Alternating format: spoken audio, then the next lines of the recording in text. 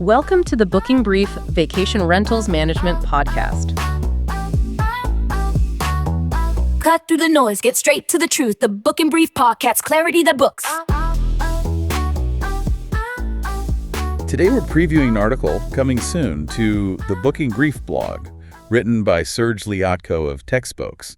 It's called Why Your Social Posts Don't Convert.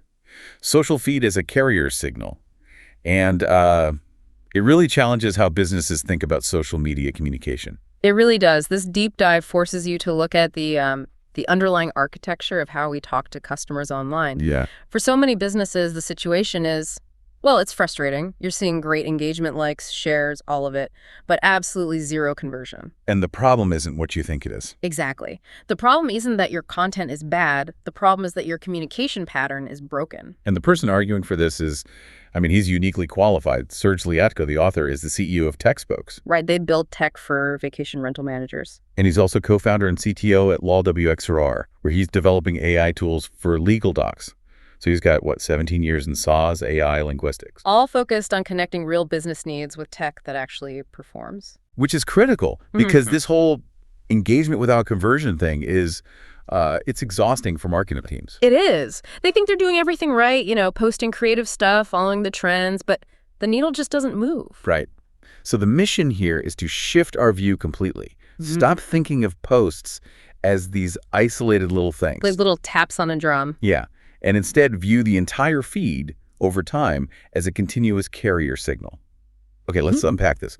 What does it even mean to treat a feed like a signal, not a collection of taps? What's fascinating is that most companies think so linearly. They're worried about post A, then post B. Is this one good enough? Is the next one going to work? Exactly. But people and algorithms, they don't listen to individual points. They listen to the pattern, the rhythm. So random posts, a quote, then a white paper, then a sales pitch. It's just noise. It's noise. And noise gets ignored. But if you post rhythmically with a predictable sequence of message types, you create a signal, and a signal gets heard. Okay, I can see that from a human perspective. But why does the algorithm care?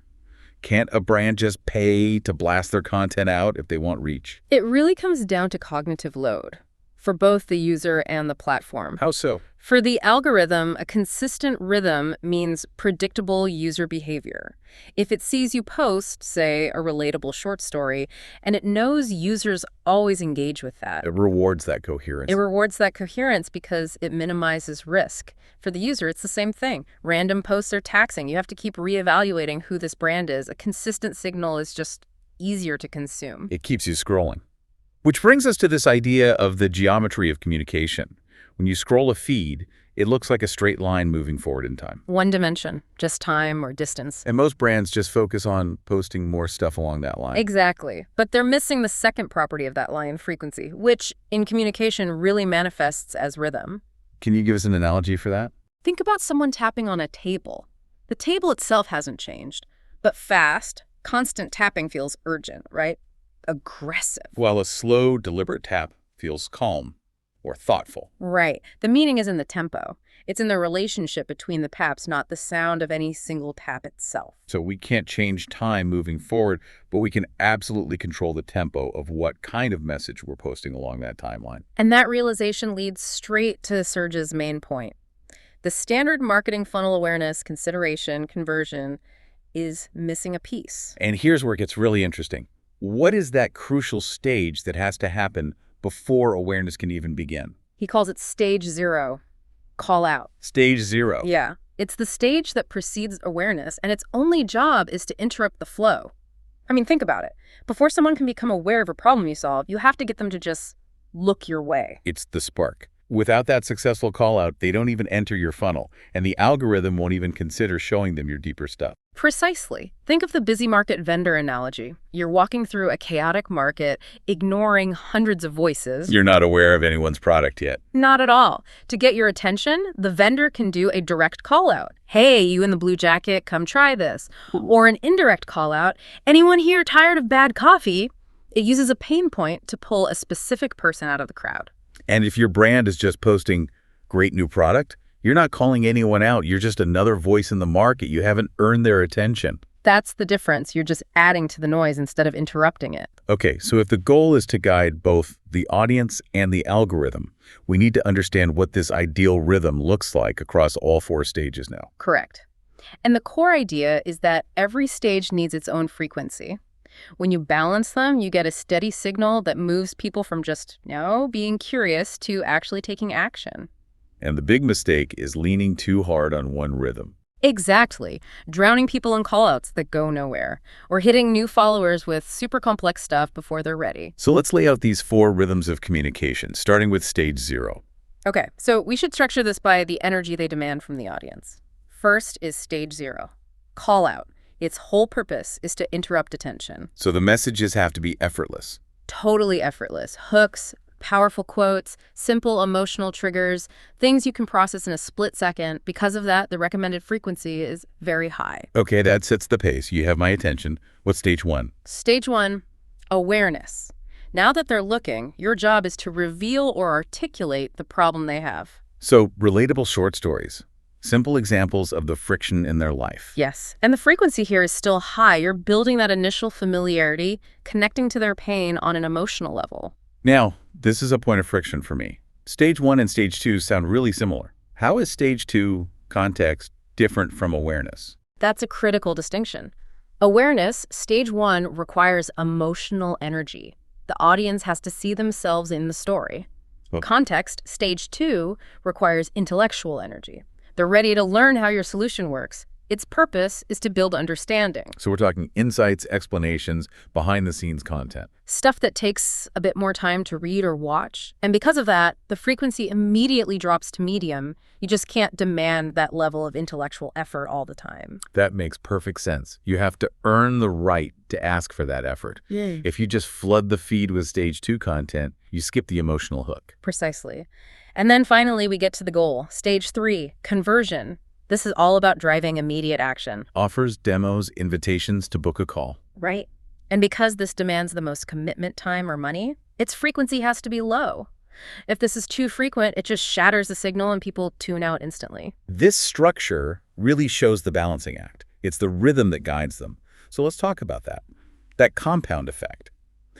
How does the high-frequency content earn the right for the low-frequency stuff to even be seen? It's a transaction with both the person and the algorithm. The high-frequency callouts and awareness content, stages 0 and 1, they're like currency. Easy to engage with. A quick like, a quick share. And that engagement signals to the algorithm that the user likes your content. It increases their propensity score for your brand. Which means the algorithm is way more likely to serve them your next post, no matter what it is. Exactly. So when you finally post that low-frequency conversion post, the algorithm doesn't see it as a random sales pitch. It sees it as content from a trusted, coherent source. A source that's consistently provided value. Yes. The high-frequency posts literally earn the visibility for the low-frequency post to land. If you just post an offer cold, nobody sees it. And if they do, they ignore it. This really highlights the danger of breaking that signal. Let's say a quote works perfectly as a call-out, gets that initial engagement. What happens next is everything. Everything. If the brand immediately follows up with, complex pricing details or a sales link, the rhythm is broken. The person who is only ready for that light touch just disconnects. They scroll right past. The algorithm sees that silence, sees the pattern was broken, and interprets it as a loss of interest in your entire topic. But if the posts maintain the rhythm, more call-outs, short stories, accessible insights, that consistency keeps the attention alive. It guides the person deeper, and it keeps the algorithm tuned in. That's why consistency is the actual mechanism for reach. You're meeting people where they are while sort of subtly leading them to the next stage. With rhythmic, predictable escalations of commitment. And it's not just the person we're guiding. We have to guide the platform, too. This whole system works because both algorithms and people are listening for patterns. Absolutely. Let's break down that algorithm's feedback loop again, but focus on the idea of coherence. How does an algorithm even define coherence? It's consistency in 2 things. Topic, yes, but more importantly, consistency in engagement type and pacing. Okay. If a user engages with 3 of your call-out posts in a row, the algorithm builds a strong profile of their interest in your brand at that early stage. So when you post your next call-out, it rewards that by sending it to that user and others like them. Right. If engagement continues, reach expands. The platform sees a predictable, trusted pattern that leads to happy users. But the danger zone is the break in rhythm. That leads to confusion and then suppression. Serge calls it the punishment for confusion. What does that actually look like?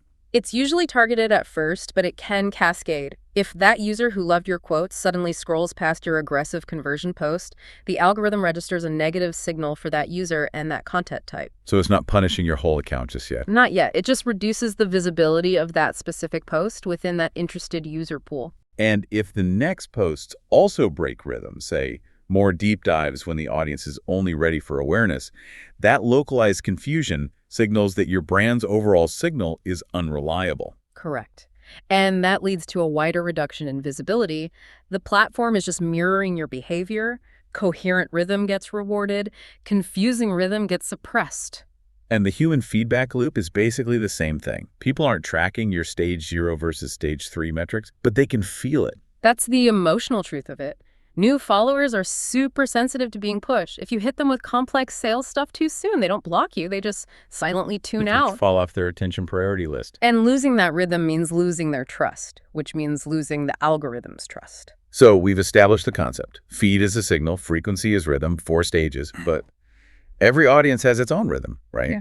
A tech buyer might want more context than a lifestyle consumer. Exactly. There's no universal ratio that works for everyone. And that's the pivot. We have to move from guessing to actually finding our own unique frequency. Which requires continuous testing. A disciplined, continuous loop of listening and adjusting, just like the algorithm does. So what's the actionable plan for building this self-tuning system? Let's get into the details. The first step is just organizational discipline. You have to tag every single post by its stage: call out, awareness, context, or conversion. You have to be intentional about the signal you're trying to send. You do.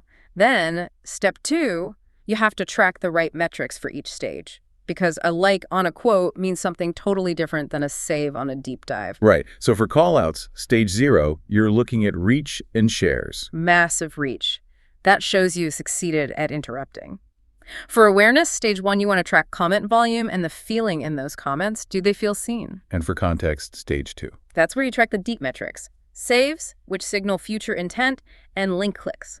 The comments should be questions, showing they're intellectually engaged. Okay, and then the crucial step. Adjust the mix. Can you give us a concrete example of an adjustment? Sure. Let's say you are absolutely crushing it on callouts. Your quotes are going viral, huge reach, but your context posts are getting 0 saves, 0 clicks. You have a bottleneck. You're attracting people, but you're not moving them any deeper. Your signal is unbalanced. You're great at shouting, but you're asking for effort way too fast. So the adjustment isn't to add more sales posts. God, no. The adjustment is to slightly reduce the call-out frequency, maybe from 5 a went to 4, and use that space to add more relatable awareness content, stage 1. You bridge the emotional gap before asking for the intellectual commitment of stage 2. And on the flip side, if you have strong engagement on your deep stuff, but your follower growth is stalled. Your signal is too deep, you need more high-frequency callouts to bring new people into the top of your funnel. It's a continuous balancing act. It has to be. Your audience evolves, the platform changes, so the rhythm has to adjust in real time. And this continuous tuning, it's all chasing this final outcome, which is resonance. Resonance is that magic moment. It's when your communication frequency perfectly matches your audience's listening frequency. I like the radio analogy. It's perfect. You're turning the dial. Yeah. It's all static, then suddenly crystal clear. You didn't turn up the volume. You just found the right frequency. And that clarity, that resonance, it's the result of patience and testing and rhythm. It's not luck. Not at all. It's a systematic achievement. And once that rhythm stabilizes, your whole mindset changes. You stop thinking like a content manager asking, what should I post today? And you start thinking like a broadcaster. A broadcaster asking, what overall signal made up of these 4 frequencies am I sending out this week? The broadcast mindset gets that every post is just a pulse in a much larger transmission. And when that rhythm is stable, communication compounds. You've earned the attention you need for your conversion content to actually work. Brands that convert aren't always louder. They're just clearer. They work with the algorithm by establishing a trusted pattern. So the real question isn't how often you post. It's what pattern your audience hears when they scroll through your feed. Stop posting randomly. Start broadcasting with a tested strategic rhythm. The full article will be available soon on the Booking Brief blog at techspokes.com.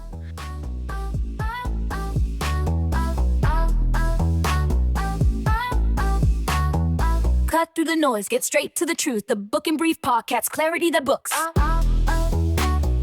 Go find the Booking Brief Vacation Rentals Management Podcast and subscribe on YouTube.